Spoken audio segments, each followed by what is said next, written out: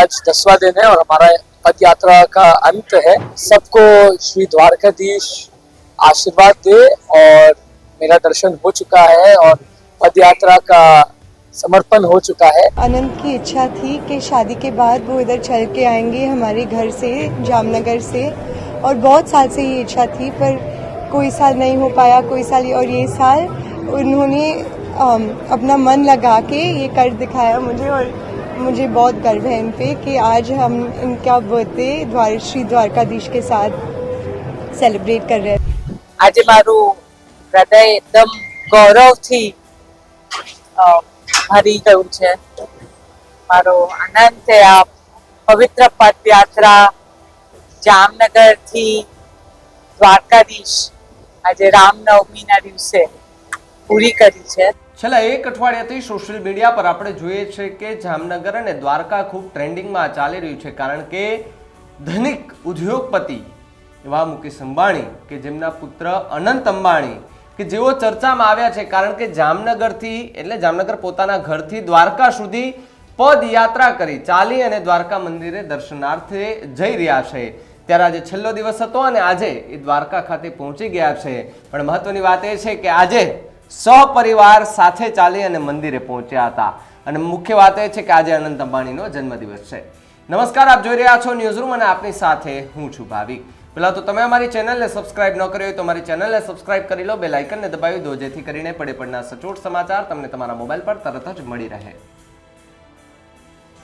આજથી થોડા સમય પહેલા જામનગર ખૂબ ટ્રેન્ડમાં ચાલતું હતું, કારણ કે અનંત અંબાણી અને રાધિકા મર્ચન્ટના જ્યારે લગ્ન સમારોહ થવાના હતા ત્યારે લગભગ એવા મોટા સેલિબ્રિટી જે ભારતમાંથી તો સહિત ભારતના આજુબાજુના દેશોમાંથી પણ એ જામનગર આવતા હતા, ત્યારે લોકો એવી કમેન્ટ કરી રહ્યા હતા કે પૃથ્વીની ધરી આજે જામનગરમાં નમેલી દેખાઈ રહી છે, કારણ કે સૌથી ધનિક અને મોટામાં મોટા સેલિબ્રિટીઝ આજે જામનગરમાં છે। ત્યારે ગુજરાત પણ ખૂબ ટ્રેન્ડિંગમાં હતું અને આ જ કારણે ગુજરાત ક્યાંક પોતાની ઓળખ વધુ મજબૂત બનાવી શક્યું છે।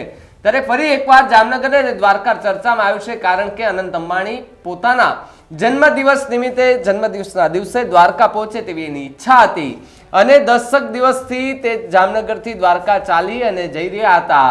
એમની સુરક્ષાને ધ્યાનમાં રાખીને પણ પોલીસ બંદોબસ્ત ગોઠવવામાં આવ્યો હતો। સાથે સાથે જામનગરથી દ્વારકા કે જે આસપાસ આવતા જે ગામડાઓ છે એ ગામડાના લોકો ઉત્સાહભેર અનંત અંબાણીને એમનું સ્વાગત કરી રહ્યા હતા, એમને ભેટ આપી રહ્યા હતા, એમને સોનાની પાઘડી પહેરાવી રહ્યા હતા, કોઈએ તલવાર ભેટમાં આપી હતી, કોઈએ તો શ્રીજી બાબાનો ફોટો એમને આપ્યો હતો, કૃષ્ણ ભગવાનની મૂર્તિ ભેટમાં આપી હતી।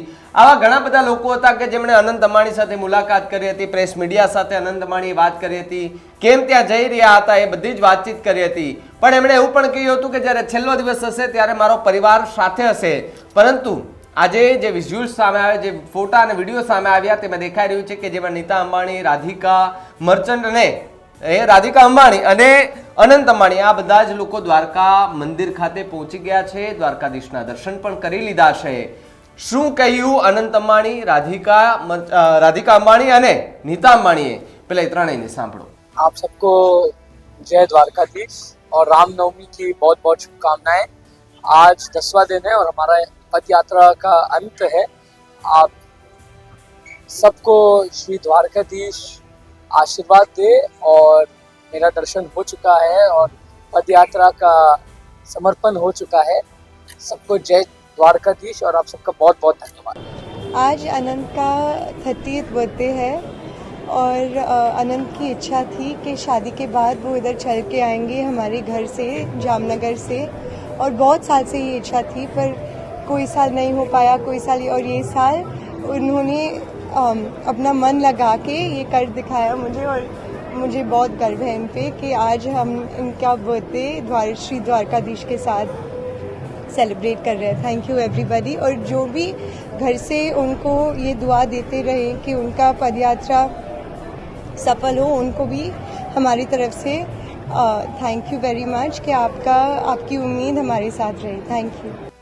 આજે મારું હૃદય એકદમ ગૌરવથી ભરી ગયું છે। મારો આનંદ છે આ પવિત્ર પદયાત્રા જામનગરથી દ્વારકાધીશ આજે રામનવમીના દિવસે પૂરી કરી છે.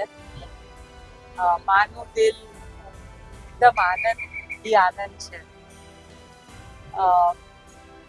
આનંદની સાથે બધા જે યુવકો સાથે આવ્યા છે એ આપણી સંસ્કૃતિ, આપણું હેરિટેજ, આપણું કલ્ચર આગળ લઈ રહ્યા છે. તો એને માટે મને ખૂબ જ ગર્વ થાય છે કે આ છોકરાઓ પણ આટલી નાની ઉંમરે આટલું બધું ભગવાનમાં માની અને 10 દિવસ ચાલ્યા છે. બસ દ્વારકાધીશનો ઉપકાર છે, એના આશીર્વાદ છે. અને મુકેશને હું બસ બધા યુવકોને ખૂબ ખૂબ આશીર્વાદ આપીએ છીએ. ધન્યવાદ. જય શ્રી કૃષ્ણ, જય દ્વારકાધીશ. તો જે રીતે દ્વારકા પદયાત્રા, આ એક સૌથી મોટા સમાચાર એ હતા કે દ્વારકા ચાલીને જવું.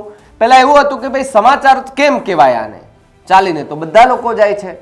પણ વાત એ છે કે દુનિયા, એના સૌથી ધનિક વ્યક્તિ આપણે જેમને કહીએ છીએ મુકેશ અંબાણી, અને જ્યારે એક કહેવાય ને કે ડાઉન ટુ અર્થ, અને જ્યારે ચાલીને જતા હોય છે, કારણ કે અમુક એવા વ્યક્તિ કે જેની ચર્ચાઓ કરવી પણ ખૂબ જરૂરી હોય છે. જ્યારે એ ચોરવાડની વાત હોય છે ત્યારે પણ ક્યાંક અંબાણી પરિવાર સાથે જોડાયેલી વાતો ચર્ચામાં આવતી હોય છે. જામનગર રિલાયન્સ ગ્રુપની વાત કરીએ ત્યારે પણ ચર્ચામાં આવતી હોય છે. અને આટલા ધનિક વ્યક્તિ હોવા છતાં પણ એ ચાલીને જાય, અને જેમ સામાન્ય લોકો જે ચાલીને જાય એ જ રીતે ત્યાંથી દ્વારકાથી, જામનગરથી દ્વારકા ચાલીને જાય અને ત્યાં દર્શન કરી અને ધન્યતા અનુભવે. ત્યારે આપણે એવું થાય કે ભાઈ બધા જ લોકો આ જ આસ્થાને, આ જ એક ભક્તિ સાથે ત્યાં જતા હોય છે. ત્યારે ભગવાન દ્વારકાધીશ બધાની મનોકામના પૂર્ણ કરે એવી આપણે આશા રાખીએ છીએ. આ પદયાત્રાને લઈને તમારું શું માનવું છે અને કમેન્ટ કરીને ખાસ જણાવજો. જોતા રહેજો ન્યૂઝ રૂમ. નમસ્કાર.